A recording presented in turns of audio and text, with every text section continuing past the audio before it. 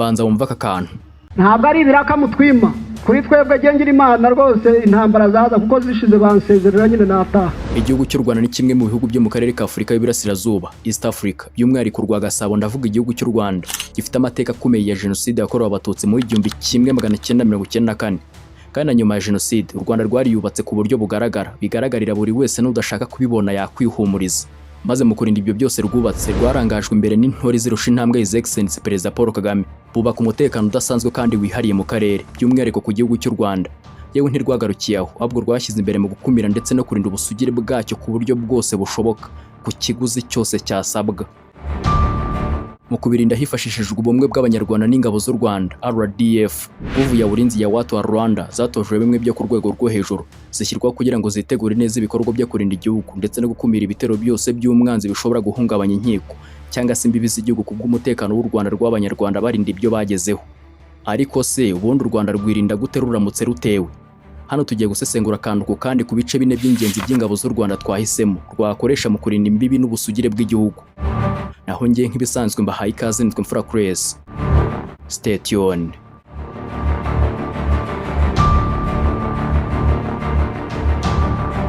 Ubundi ingabo z'u Rwanda mu gihe cy'1994 zitwaga Force Army Rwandese cyangwa se FAR. Ariko nyuma ya jenoside muri 1994 RPA inkotanyi maze guhagarika jenoside no kubohora u Rwanda, ishyaka rya Rwanda Patriotic Army RPF ryahagaritse jenoside. Nyuma mu rwego rwo guhindura ingabo z'igihugu zibiza leta mu buryo bwa kinyamwuga professional, mu mwaka wa 2002 habaye ivugurura rikomeye. Icyo gihe nibwo RPA Rwanda Patriotic Army yahinduwe RDF Rwanda Defense Force, igirwa ingabo z'igihugu zitari z'ishyaka ahubwo zose ari iz'abanyarwanda. Commander in Chief cyangwa se umugaba mukuru w'ikirenga w'ingabo z'igihugu cy'u Rwanda ni His Excellency Perezida Paul Kagame. Naho Chief of Defense Staff CDS ufite inshingano zo kuyobora ibice byose by'ingabo mu buryo bwa gisirikare ni General Mubaraka Muganga, hakazaho bita General Marizamunda uyobora Ministry of Defense ufite inshingano zo gushyiraho gahunda yo kurinda igihugu. Gusa ibice byose tugiye kugarukaho bifasha mu kurinda neza umutekano w'igihugu no kurinda imbibi zacyo zikoresheje ibikoresho bigezweho n'imyitozo ihagije. Mu gihe RDF igomba gukomeza gukora ibikorwa by'ubwirinzi no gukumira ibitero, ikorana kandi n'ibindi bihugu byo mu karere hirya no hino ku isi kugira ngo igere ku ntego yayo yo kurinda umutekano no kurwanya ibitero ku gihugu. RDF Rwanda Defense Force igira abasirikare baba biteguye urugamba cyangwa se bahoraho bagera ku 33,000, Reserve Forces cyangwa se inkeragutabara zigera ku 20,000, abarwanira mu kirere cyangwa se Rwanda Air Force bagera ku 1,000 ndetse n'abarwanira imbere mu gihugu barenga 2,000. RDF ikabizwiho kugira umutekano mwinshi cyane mu gihugu no kurinda abaturage bacyo. Igisirikare cy'u Rwanda kandi gikoresha ibigezweho bya gisirikare bihambaye birimo indege, ibifari, ikoranabuhanga ndetse n'imodoka z'intambara bikoreshwa ku rugamba, bibafasha kugera ku ntego z'umwanzi mu buryo bwihuse cyane.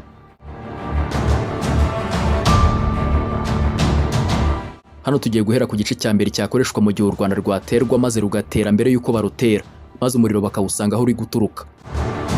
Igice cya mbere hari Rwanda Land Force ikubiyemo Special Operations Forces Unit, aba batojwe bimwe byo gutozwa barwanira ku butaka biteguye urugamba, ndetse ikagira n'igice cya Special Operations Forces COF gishinzwe ibikorwa byihariye mu koherezwa aho abandi bananiwe ku rugamba. Iyi COF ifite ubushobozi bwo kugaba ibitero ku mwanzi, gukora ubutasi ndetse no gucunga umutekano w'imbibi z'igihugu mu bihe byihariye, kandi bakoresha ibikoresho by'ikoranabuhanga n'intwaro rutura. Ku butaka bakoresha imodoka z'intambara za High Mobility Multipurpose Wheeled Vehicle cyangwa se HMMWV, imodoka idakangwa n'amasasu ku rugamba kuko iyi ni umutamenwa ku isasu, ni steel bulletproof, kandi hejuru yayo iba yikoreyeho imbunda rutura irasa umwanzi uri kure cyane mu birometero agakwira imishwaro. Ndetse hakaza n'imodoka z'ingabo zirwana ku buryo buhambaye zikoreshwa mu kurasa umwanzi uri kure cyane cyangwa se amwegereye, kuko usanga mu bubiko bw'intwaro z'u Rwanda rutunze rufite ibikoresho bihagije rwakwifashisha ku butaka, kuko rufite tanks cyangwa se ibifaro by'intambara biri hagati ya 32 na 60, harimo ibyitwa T-55 na T-5. Ibi byakozwe n'Uburusiya kuko bishobora kurasa ibisasu biremereye birimo ibisenya imodoka z'intambara z'ibyuma bikomeye nk'urutare ikabihindura umuyonga ku rugamba, kandi yihanganira ubutaka bubi, imihanda mibi. Ni ibifaro kandi bishobora kurasa neza ku ntera ndende iri kure cyane, haba ku manywa cyangwa se mu icuraburindi ry'igicuku, hifashishijwe ikoranabuhanga rikoreshwa mu mwijima rya Night Vision Goggles. Kandi RDF itunze imodoka z'imitamenwa y'amasasu igera kuri 300 zirimo izitwa Penhad M3 Armored Vehicles, hakaza imbunda ruturi hananura ibiri kure cyane byogoga mu bicu yitwa D13 122mm Howitzer, irasa ibisasu biri hagati ya 6 kugeza kuri 12 mu munota umwe bitewe n'ubuhanga bw'abashinzwe kuyirashisha.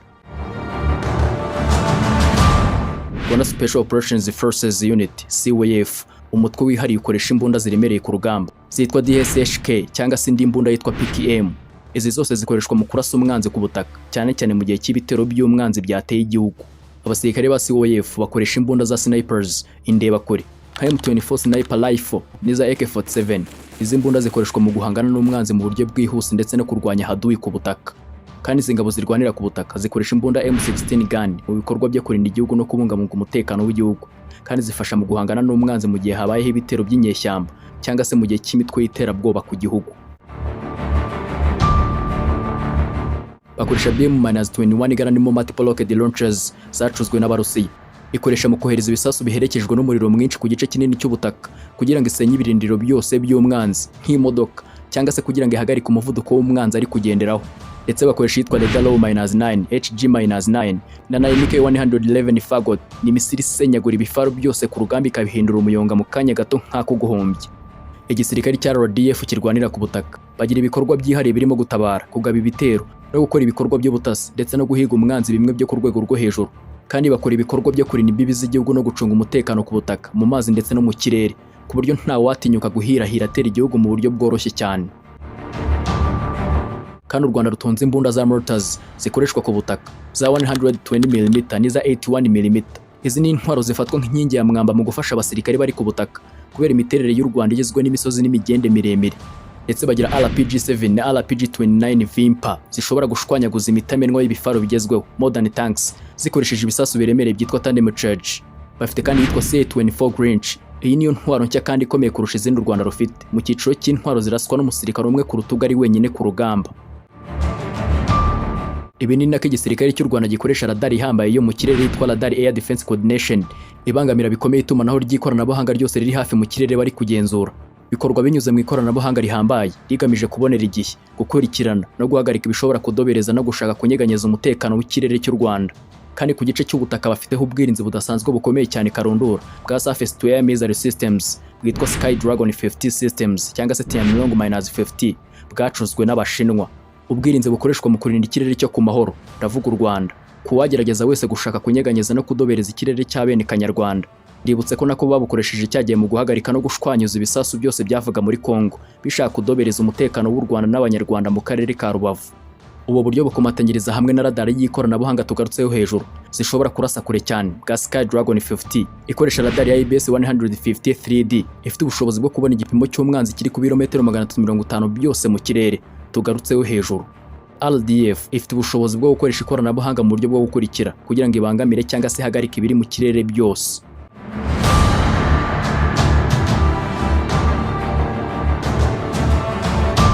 Hano ku gice cya kabiri hari ingabo zirwanira mu kirere za Rwanda Air Force RAF. U Rwanda rufite uburyo bwo kurwanira mu kirere buhambaye. Izi ngabo kandi zifite ubushobozi bwo kurinda ikirere cy'igihugu ndetse no kurasa umwanzi ubarasheho, kuko rwifashisha indege z'intambara zirimo Mi-24, Mi-35, Mi-17 na Diamond DA-42 Twin Star na Cessna 180 Caravana. Air Special Gazelle Attack Helicopter nayo ni indege y'intambara. Zose zifasha kujyana no gukura abasirikare ku rugamba, nabyo byaba ngombwa nazo zigakoreshwa kuri urwo rugamba mu bikorwa byo gutabara byihutirwa inkomere n'ingabo mu buryo bwihuse cyane. Gusa yitwa Diamond DA-42 Twin Star yakorewe mu bihugu nka Austria ndetse na Canada, kandi bifite ishami mu gihugu cy'Ubushinwa ryitwa One Finger Aviation, nayo ni indege ishinzwe gutwara imizigo ndetse no gutwara ibikoresho ingabo zikenera ku rugamba. Ndetse bifashisha n'indege zikoreshwa mu butasi zihambaye zitagira abapiloti zitwa drones, kuko niba mu Rwanda bafite drones zitwara imiti, amaraso mu bice bitandukanye by'igihugu mu turere tunyuranye, kugira indege zagenewe kwikorera ibisasu zikoreshwa ku rugamba birasanzwe cyane. Iki gice cya RDF kirwanira mu kirere cyashinzwe nyuma ya Jenoside yakorewe Abatutsi mu mwaka w'1994 ubwo RPF inkotanyi yabohoraga igihugu no guhagarika Jenoside yakorewe Abatutsi. Iki gice cyatangiye kugira imbaraga mu mwaka w'1996. Kuri ubu mvuga kikaba kimaze byibura imyaka 30 gishinzwe kugira ngo barinde ikirere cy'igihugu, guhagarika ibitero byose by'umwanzi byaturuka mu kirere ndetse bakumira ikintu cyose gishobora guhungabanya ikirere cy'u Rwanda n'Abanyarwanda. RAF igizwe n'ingabo igihumbi zikorera mu kirere, zikayoborwa na Air Force Chief of Staff Lieutenant General J.J. Mupenzi mu kubaha inshingano zihanitse mu guhangana n'ibitero by'umwanzi nk'imbunda ziremereye rutura cyangwa se ibisasu biva mu kirere no ku butaka, ndetse no gutabara mu gihe byakomeye ku rugamba. Ndetse bivugwa ko bafite indege ya Sukhoi 25 izwi nka Frankfurt cyangwa se ibirenge by'igikeri, zose zikaba zikoreshwa mu guhashya no guhagarika ibitero byose byava mu kirere ndetse no ku butaka mu bikorwa by'ubutasi, cyane cyane mu gihe cy'intambara. Si ibyo gusa, ikoresha n'indi ndege y'ubwikorezi yitwa Cessna 180 Caravana yakorewe kwikorera ijyana ibikoresho ku rugamba bikoreshwa n'ingabo z'ikirere ndetse no ku butaka. Izi ndege zose zikaba zikora mu buryo bwihuse kandi zikaba zikoreshwa mu guhangana n'ibitero by'indege z'umwanzi. Ndetse hari kandi ikidege rutura cyitwa C-130 Hercules nayo yifashishwa mu gutwara ibikoresho n'abasirikare ku rugamba mu gihe cy'ubutabazi. Ndetse bakagira n'indi kajugujugu idasanzwe rutura yitwa Boeing CH-47 Chinook, indege y'umunyamerika. Iyi ni indege yo mu bwoko bwa kajugujugu itwara ibintu bipima amatoni n'amatoni ikabijyana ku rugamba. Yakozwe hagamije kwikorera no gutwara abasirikare n'ibikoresho birimo ibifaru, imodoka by'intambara biremereye ku rugamba ndetse no mu bikorwa by'ubutabazi bwihuse. Yakozwe unateranywa bwa mbere n'uruganda rw'abanyamerika rwitwa VTOL, nyuma rwaje kwitwa Boeing VTOL, gusa yaje kwimurirwa mu rundi ruganda rwitwa Boeing Defense Space and Security. Kugeza ubu nirwo ruyikora, ruherereye muri Amerika. Iyi kajugujugu itikoreye ibiremereye birimo imodoka n'ibifaru by'intambara ipima toni 10 kugeza kuri 11 zose z'uburemere, naho ibiro ntarenga ishobora guhagurukana yikoreye n'itoni 22,600 kugeza kuri 24,500 bitewe n'ubwoko bw'imodoka n'ibifaru by'intambara yikoreye, kuko nazo ziri mu bwoko butandukanye bitewe n'igihugu cyifuza gukoresha ku rugamba. Ireshya na metero 30.1 uhereye ku gice cy'inyuma hepfo kugeza imbere hejuru, ikagendera ku birometero hafi 315 mu isaha byose. Naho kubera ko iyo yikoreye ibifaru n'imodoka by'intambara biremereye ibijyana ku rugamba, bayishyizemo moteri zikomeye. Hano abazi iby'imbaraga ya moteri z'indege barabyumva neza cyane. Naho mu gihe itwaye imizigo, imodoka n'ibifaru by'intambara ndetse n'abasirikare ku rugamba bikunze kugurukira ku butumburuke bwa metero ziri hagati ya 12 n'ibihumbi 3 mu kirere. Ikaba ikoresha imbunda ndende yayo rutura ya M134 minigun zifite umunwa wa 7.62 mm zirasa amasasu menshi cyane ari hagati y'ibihumbi 2,600 mu munota, ishwanyiza ibifaru n'imodoka z'intambara ku rugamba ikabihindura umuyonga mu kanya gato nk'ako guhombya. Iyi ndege ya Boeing CH-47 Chinook ikaba ikoreshwa ahanini muri special operations cyangwa se operasiyo zikomeye z'abasirikare zikaze kurusha izindi ku rugamba. Ibi bikoresho byose birinda igihugu ibitero byaraswa cyangwa se byahungabanya ubusugire bw'igihugu cy'u Rwanda.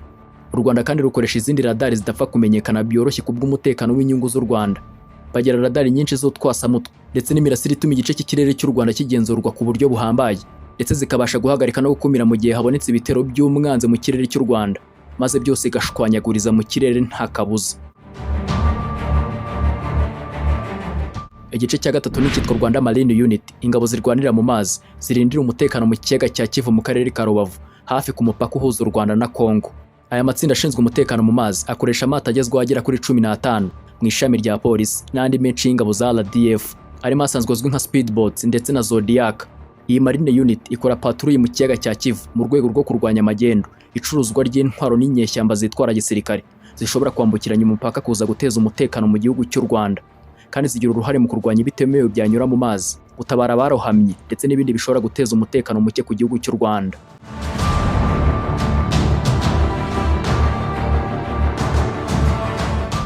Igice cya kane aricyo cya nyuma ni icyitwa NISS, National Intelligence and Security Service, urwego rw'ubutasi n'umutekano ruhambaye rw'igihugu cy'u Rwanda, ruzwi cyane no ku rwego mpuzamahanga. Urwego rwa NISS rushinzwe gukusanya no gusesengura no gutanga amakuru y'ubutasi yerekeranye n'umutekano w'igihugu, yaba kuba imbere mu gihugu cyangwa se hanze yacyo. Ibi biba bigamije gutahura no kuburizamo hakiri kare imigambi y'ubugambanyi, ubutasi bw'amahanga, iterabwoba n'ibitero byo kwikoranabuhanga, cyber attacks, bishobora guhungabanya ubusugire bw'u Rwanda no guhagarika ubutasi bw'amahanga, iterabwoba n'ibindi byaha byambukiranya imipaka bishobora guhungabanya ituze rya politiki n'ubukungu bw'u Rwanda. NISS ifite inshingano yo kugira inama Perezida wa Repubulika na Guverinoma ku ngamba zikwiye gufatwa mu nzego zose zaba iza politiki, ubukungu n'igisirikare kugira ngo umutekano ucungwe neza. Uru rwego kandi rushinzwe kurinda amakuru n'inyandiko z'ibanga za leta kugira ngo bitajya mu mikono y'abatabifitiye uburenganzira cyangwa se abanze b'igihugu. Uru rwego kandi nirwo rugenzura mu buryo bw'umwihariko serivisi z'abinjira n'abasohoka. Ibi bikubiyemo gutanga impapuro z'ingendo, passport, kugenzura visa z'abanyamahanga binjira mu Rwanda no gucunga imipaka yose kugira ngo hatagira abantu bahungabanya umutekano binjira cyangwa se basohoka mu gihugu bitanyuze mu mategeko. Itegeko riha abakozi ba NISS ububasha bw'ubugenzacyaha mu gihe bakoze akazi kabo, bivuze ko bashobora gukora iperereza ku byaha bifitanye isano n'umutekano. Bashobora kandi guhabwa uburenganzira bwo kumviriza itumanaho cyangwa se kwinjira mu nyandiko zihariye mu gihe hari impamvu zikomeye zishingiye ku mutekano w'igihugu. Byose bikorwa hakurikije amategeko. Naho igisirikare cy'u Rwanda kandi gishora ingengo y'imari y'amafaranga mu gisirikare cyayo ari hagati ya $154 na $180 z'amadolari y'Amerika. Ubwo ni miliyari zirenga 200 z'amafaranga y'u Rwanda mu gisirikare cy'u Rwanda kugira ngo buzuze inshingano neza zo kurinda ubutaka bw'igihugu mu gihe gikwiye kandi nyacyo.